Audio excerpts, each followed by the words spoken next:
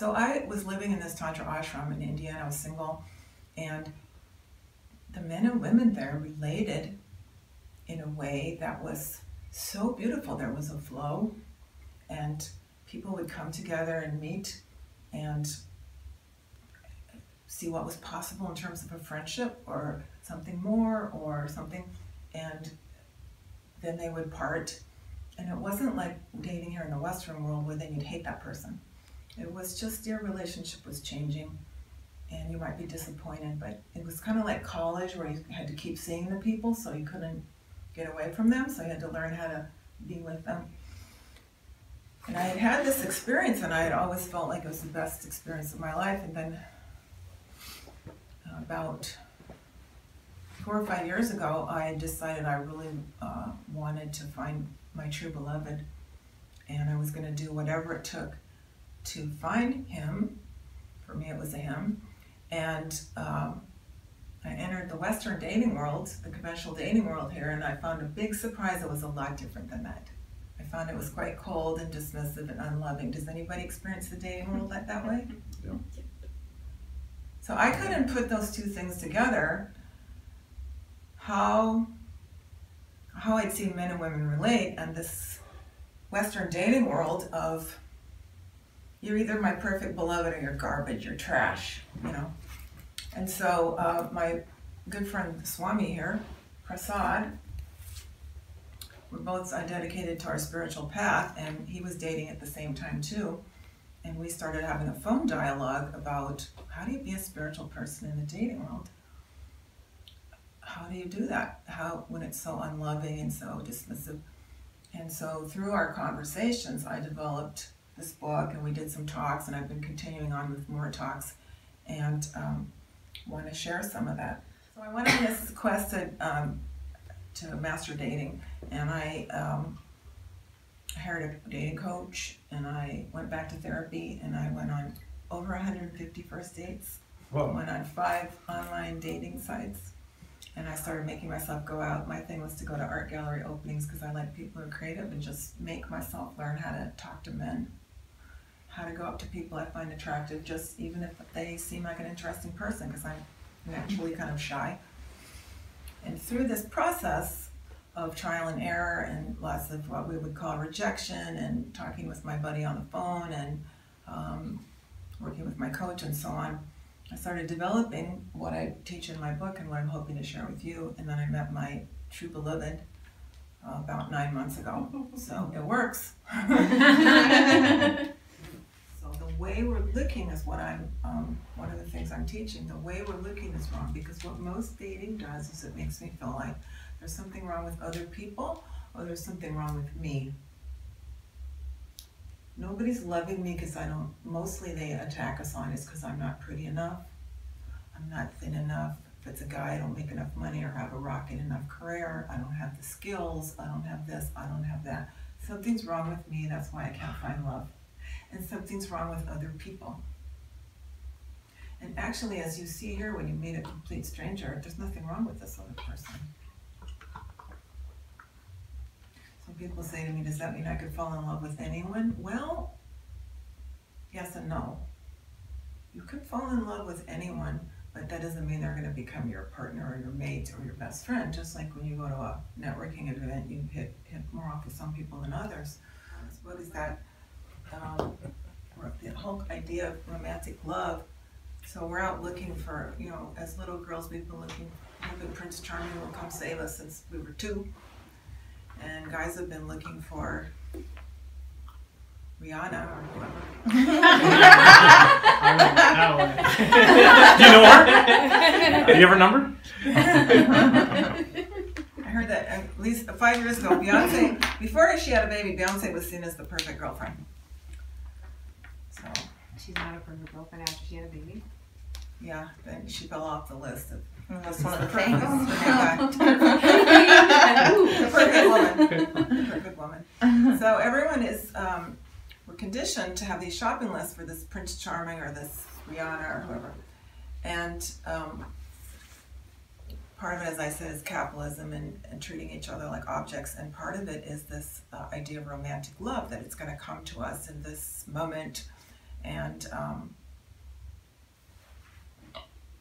we've been conditioned since childhood to think that, hope that that's how it's going to work. So often we will reject people who are really beautiful to sit and be intimate with because it's not that romantic fantasy. So I read this book in college. It was called Love in the Western World, and it said that the whole idea of romantic love was invented in 1200s. It didn't always exist. This concept wasn't even around. And it was invented by the troubadours. Remember them with the little hats and they were singing to the lady in the castle, and they were putting the woman up on a pedestal and worshiping her from afar. And those relationships were mostly not consummated. They were about longing for this perfect object, this perfect lover. Can anybody sort of getting this in their own love life? I had this pattern. Living for this person I can't have. And